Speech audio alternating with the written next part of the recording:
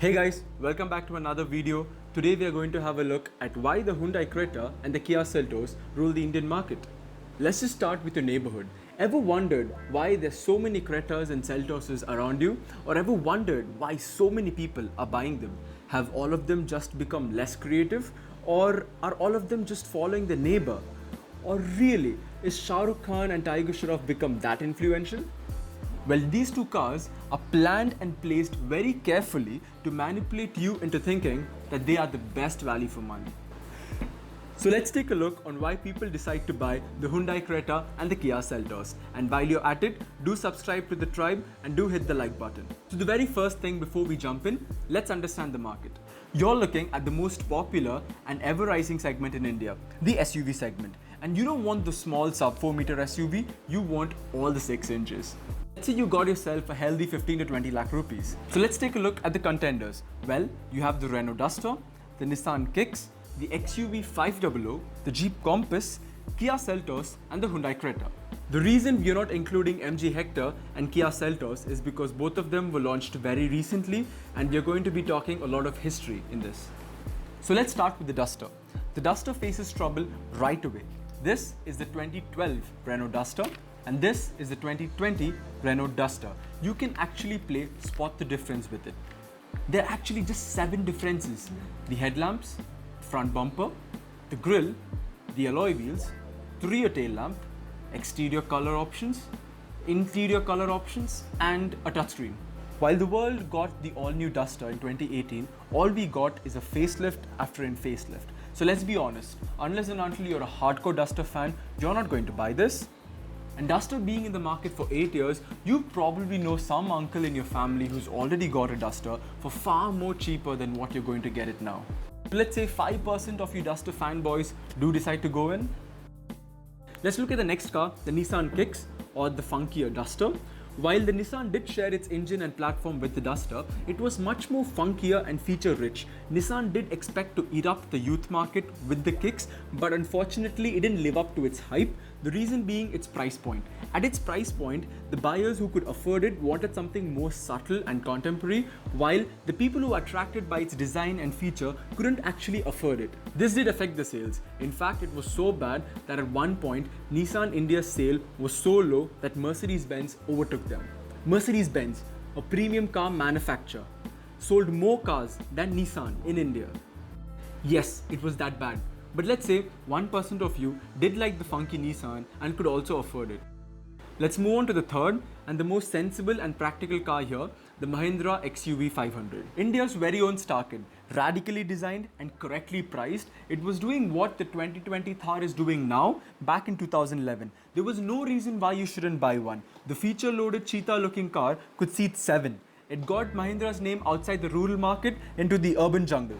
Just like the Duster, the XUV 500 got facelift after facelift, changing bumpers and increasing price, all while becoming more mature, but we never got an all-new model. So yes, at a point of time, it did top the sales chart, but when the Hyundai Creta was launched in 2015, 4 years after the XUV 500, it was still very much the same car. So let's say you're a fan of the XUV 500 styling and you do require 7 seats, about 14% of you would still go in for the XUV 500. The next car on the list is the rich kid, the Jeep Compass. To be honest with you, the Jeep Compass was never a direct competition to the Hyundai Creta or the Kia Seltos. The base trim of the Jeep Compass was equally priced to the top end trim of these vehicles. Basically, for 20 odd lakh rupees, you can get a Hyundai Creta with a diesel engine, an automatic gearbox with alloy wheels, start-stop button, 7-inch touchscreen, reverse cam, projector headlamps, leather seats, wireless charging, and for the same money, you would get a base-level Jeep Compass with no automatic gearbox, no start-stop button, a smaller touchscreen, no cameras, no sensors, no leather seats, no projector headlamps, and no alloy wheels. Only available as a manual transmission for 20 lakh rupees. It was a hardcore driver's car. It was meant for them who enjoy the sense of driving. That 2-liter turbocharged Fiat engine was a joy to drive. So let's say about 10% of you could sacrifice the features for the driving feel. That's just a total of 30% for the entire competition. The other 70 are thinking of buying the Kia Seltos and the Hyundai Creta. And at this point of time, late 2016s and early 2017s, people were jumping into the SUV trend. So they were exchanging their Volkswagen Ventos, their Honda Cities, their Hyundai Vernas, even the Renault Duster and XUV 500 for an all-new Hyundai Creta. So Creta was not only grabbing sales, but it was exchanging its competitors to buy a new Hyundai Creta. This is how influential and strong the Hyundai Creta's market was. Now let's look at the second most biggest thing that puts them up on the charts: updates. Now we have heard the point of manufacturers giving us facelift after facelift after facelift, trying to hold on to the nostalgia of the car, where on the other hand, Kia and Hyundai have been very clever and prompt in giving updates and facelifts. For example, the Kia Seltos, only being launched in August 2019, 6 months after the sale, gave a very silent feature update, where in the lower end models, they now have sunroofs, voice command, and the ability to start the car via the key. By adapting to their customers and by knowing what to give, when to give, they've held on to their consumer base. Hyundai too was very quick to adapt to the market, with the Creta being launched in 2015 and the first facelift in 2018, bringing in a whole lot of features, and the all-new generation coming in 2020. Now let's move on to the third and the last point: variety. Yes, you heard it right, variety. We Indians love selection. Let it be having 10 different chutneys for a dosa or selecting through infinite colors of sari, we need selection. To put it into perspective, Hyundai Creta is currently sold in 16 different variants, starting from 9.99 all the way up to 17 lakhs ex-showroom. They're sold with 3 different types of engines and 4 different types of gearboxes. At a point in its life, Hyundai Creta was sold with 32 different variants. 32! Kia, on the other hand, following suit behind its elder brother, also is sold with 16 different variants, along with similar engine and gearbox options, and also, as we spoke earlier, received a very quick midlife update. The quick response of these two manufacturers is what is keeping them up in our competitive market. It's kind of like a competition between Boost and Horlicks. They might come out in different colors, they might taste different, but in the end, it's made by the same people. Just like the Kia Seltos and the Hyundai Creta are owned by the same people, Hyundai Motor Group. Let's face it, under the skin, they're exactly the same. They share the same engines, they share the same platform, they're available with the same gearbox, they're even priced very similarly. The only thing probably pulling them apart is their design, putting the competition in a handicap situation. As you see, 70% of the buyers are either going to go for the Hyundai Creta or the Kia Seltos, and the sales charts are here to prove it.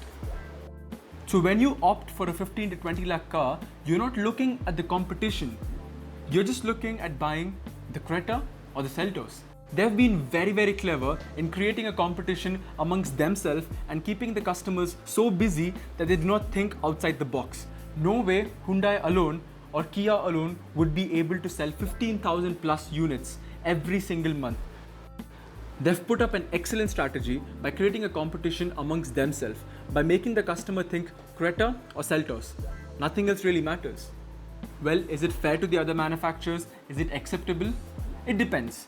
If they're having a competition amongst themselves, improving their services, improving their features, I don't see anything wrong. It only gets worrying if they get lost in the competition, creating two different products which end up being very similar. I hope they do maintain their individual DNA. Well, for the competition, if you don't guard up now, you are in danger. You might become extinct. And for the consumer, don't just blindly go in for a car. Do have a look at what is your criteria, what would you like, and what is out there.